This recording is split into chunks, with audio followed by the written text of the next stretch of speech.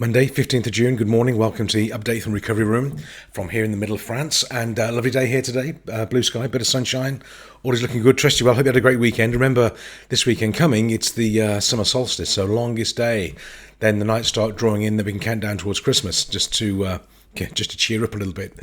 Anyway, following off my theme and these questions I was asked, as I mentioned on previous, was what's the one thing you can do to make yourself more successful? And there's not one thing.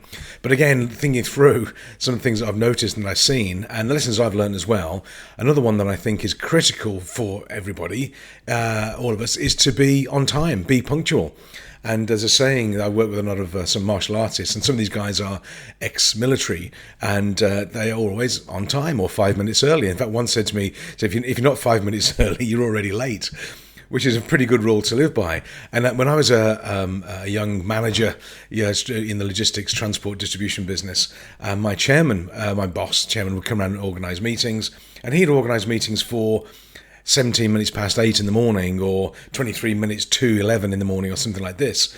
So odd numbers, but you always remembered it. You remember the time, which is a clever trick, I suppose. But if you weren't there on time for the meeting, i.e. sat down, notes prepared, coffee on the table, all ready to go at the time of the meeting, that was it, you were out, you weren't allowed in, and you weren't invited back either. So the numbers in the meeting got progressively less. But why is it important? Why is it important to be on time? Well, because if not, and this is the phrase that he used to use, he used to say, you're always running for buses. And if you have to run for a bus, it means you're late. The bus is on time. The bus is fine. But you're not on time. And then you have to run. And if for those of us, you have to run for a bus. I mean, you can do it, but it's not great when you get there. You're out of breath. You're panting. Your notes aren't in place. It's just a mess. And then you don't feel great for the day. But also, if you miss the bus or you miss the meeting, you never catch up. You're always running for buses through the whole day. And it's just a point of courtesy. It's a point of professionalism. And if you're not going to be on time and something dramatic happens, well, let people know. If your leg falls off or something, let them know. But 99 times out of 100, it doesn't apply. It's just the fact that you weren't planning, you weren't organised, and the number of excuses, I see these excuses come through. I was on another call to somebody else. Oh, so they're more important than speaking to me or coming to my meeting. My alarm didn't go off. I slept in. Whatever. It's like speaking to a 5-year-old. Well, we're adults and we've got to treat business as such. Now, if you're on time, you respect your time and that of others. It shows up. It's a differentiator. You get known for being on time. I'm told I'm punctual. Well, good, because I'm punctual. What's the alternative? I know over here, if you get invited to a party or something, they say, the party's at 7 o'clock. I'm no good with that, because I will get there at about 10 to 7. That's it. 10 to 7, I'm there. But of course, in France, 7 o'clock means about 8:30 in the evening, wondering when you're ready. But it also sort of applies to meetings as well. If you're not very careful, people are just more relaxed. And that's okay, but it's not very efficient.